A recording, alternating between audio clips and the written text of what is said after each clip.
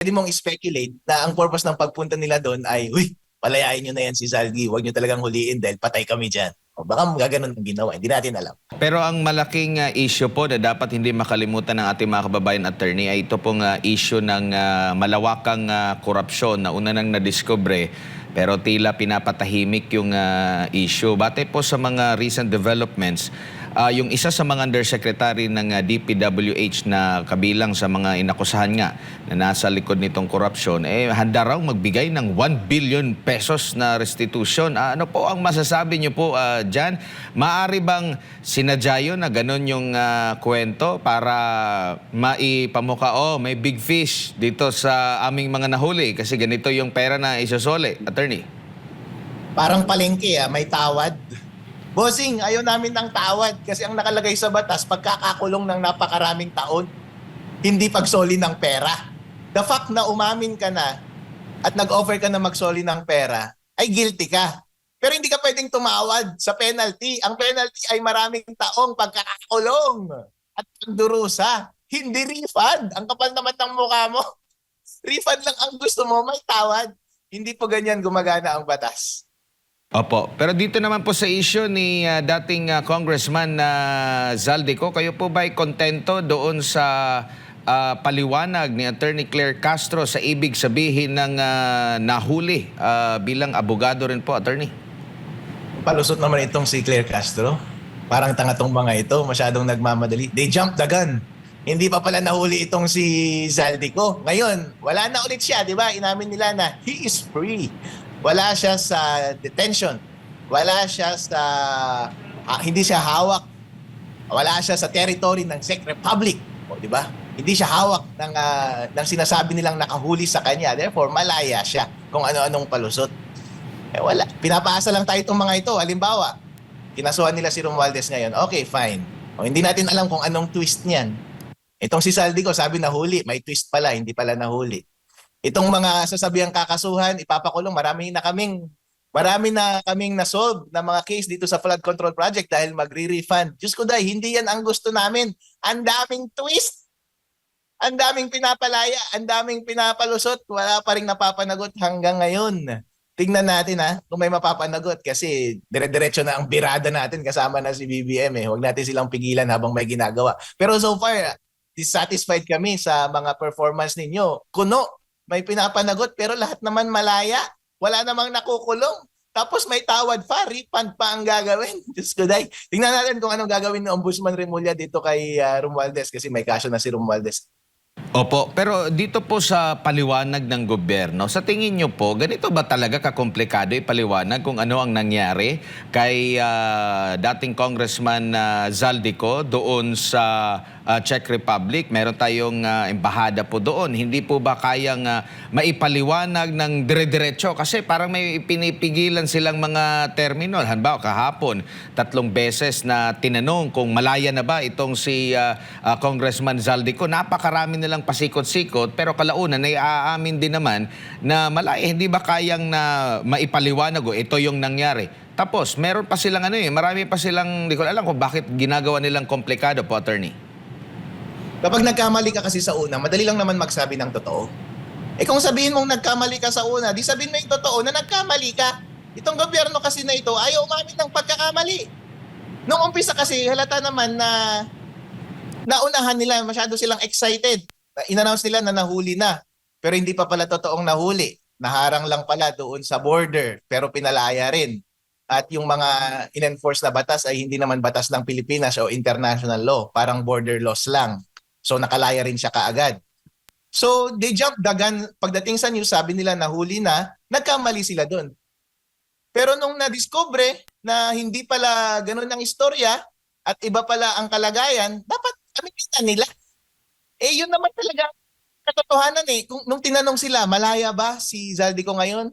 Pwede naman sila, oo, malaya na po. Period. Kung ano-ano pang pinagsasabi para lang pagtakpan yung unang pagkakamali nila. Ganun po, doon po na-check kung maayos ang gobyerno o hindi. Kung gaano kayo ka-ready umamin ng pagkakamali ninyo. Okay lang naman magkamali pagdating sa information sa una. Huwag nyo nang pagtakpan as if napaka-perfect ninyo. Opo, kayo po ba'y nasasayangan dahil napakalaki po ng confidential fund ng Office of the President tapos kuryente ang nangyari? Yun nga ang nangyari. Pagdating dyan sa confidential funds na yan, sinungaling si ano no? Sino na naman yun? Si Madriaga, lahat ng sinabi kasi nungalingan, loko tong tao na ito May niwalaan, taong bayan hindi na naniniwala talaga kay Madriaga. Ang question ngayon is marami silang linalabas ulit ngayon na susunod, paniniwalaan pa ba natin itong mga sinasabi nila? Lalo na yung sinasabi ni Trillanes, wala namang basehan. At least itong si Madriaga may selfie pa. May selfie at may mga greetings. Pero hindi naman totoong close sila ni VP Sara. Itong si Trillanes, ang proof niya lang ay second-hand account galing pa sa newspaper at wala pa sa complaint. Chismis-chismis lang. Di ba? Hindi mo dapat paniwalaan tong mga ito. Kahit sabihin nila, kahit ilabas nila yung salin, ilabas nila yung AMLAC, walang mapapatunayan dyan. Kahit bilyones pa yung nandyan sa AMLAC na yan. Sabihin ko sa inyo, kahit negosyante dito sa Pilipinas, kahit ako, yung mga negosyo ko at mga negosyo nating lahat, milyon-milyon ang dumadaan sa AMLAC. Walang mali, kahit hundreds of millions pa ang dumaan dyan. Walang relevance yan doon sa salin. Kasi transaction lahat yan, hindi yan ending. Hindi yan ending balance, hindi yan neto ng ikinayaman mo. Opo. Attorney, yung pagpunta ho ba ng mga representatives ng Department of Justice sa Czech Republic ay tama ho ba? Dahil kine-question nga itong ni Representative Edgar Erice, dahil bakit pa pupunta yung mga taga-DOJ doon? Gayong may DFA naman tayo, may embahada naman tayo na siyang mag-aasikaso kung yung kondisyon at sitwasyon ni dating Congressman Zaldico lang ang binabantayan, tinututukan po nila. Siguro nasa kanila na yan kasi under executive naman lahat sila Yung ambassador, under DFA, yung DOJ, bahala sila under executive. So akto lahat yan ni BBM ng ating executive, sabi nga ni Romualdez. So pero kaso nga lang, wala, hindi pala nila kontrolado yung sitwasyon Pumunta sila siguro doon para i-secure talaga si Zaldi at hindi siya makalabas. So malay natin, baka sila rin ang nagpalaya. Hindi ko rin alam. Hindi natin alam kung anong nangyayari at this point. Kasi so far, pinapakita nila sa taong bayan na meron silang ginagawa kunwari. Pero somehow, lahat ng mga taong pwedeng mag-pin down sa kanila ay malaya pa rin at hindi pa rin napapanagot. So malay mo, in-ensure nila. Hindi natin alam, di ba, kung malisyoso kang tao, pwede mong speculate na ang purpose ng pagpunta nila doon ay, palayain nyo na yan si Zaldi, huwag nyo talagang huliin dahil patay kami dyan. Baka gaganon ang ginawa, hindi natin alam. Opo. Attorney, marami din sa ating mga kababayan na lang ay nagsasabing sa halip na si Vice President Sara Duterte ang imbestigahan, dapat yung mga tulad ni Zaldico, ni dating Speaker Martin Romualdez at yung mga dating Marines ang dapat ay sinisimula ng imbestigahan hinggil nga po dito sa mga di umani mga mali-maletang pera na dinideliver doon sa mga matataas na opisyal ng gobyerno. Dapat bilisan nila. Dahil may case na yung ombudsman laban kay Zaldico at si Romualdez, di ba? Final nila noong April 20, nakalabas nga yung complaint sa public At ginamit nila yung statement ng 18 Marines. Ginamit nila yung statement yung ni Zaldico laban kay Romualdez. So ibig sabihin at last, naniniwala na sila sa statement ni Zaldico at ng mga 18 Marines. Bilisan nyo lang. Kasing bilis ng pag-prosecute nyo kay VP Sara. Kasi yung mga BIRLOA kay VP Sara, ang bilis Yung impeachment case kay VP Sara, ang bilis Yung COA case kay VP Sara, ang bilis itong mga bagay na ito nangyayari rin naman sa ibang parte ng gobyerno, ahensya ng gobyerno, mas marami pang notices of disallowances doon. But ang tagal-tagal niyong gumalaw doon at wala naman kayong ginagawang bagay. At normal lang naman yun sa totoong buhay. Pero bakit pagdating kay VP Sara Duterte ay napaka-exaggerated ng reaction ninyo at ang bilis ninyong gumalaw? Pero kapag ipoprosecute nyo yung mga involved sa flood control, ang bagas ninyo gumalaw. Pakibilisan nga mga bossing.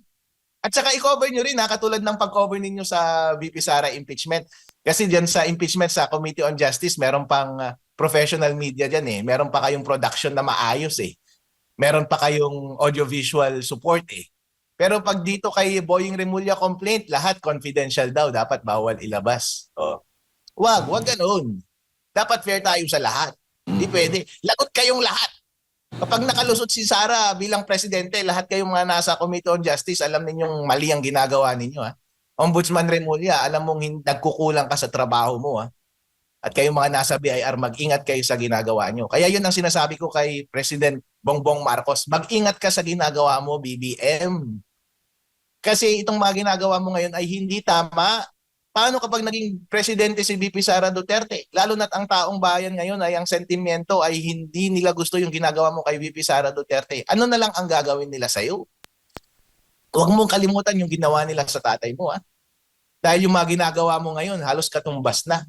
Nagsisimula ka na. Malayo nang ang narating mo kasi ang dami mo nang kinasuhan na tao, ang dami mo nang pinakulong, at garapalan yung pag-prosecute mo ng kalaban mo sa politika. Hindi po tama yan. Alright. Attorney, siguro huling mensahe po ninyo para sa ating mga kababayan na nanonood po at nakikinig sa mga oras na ito.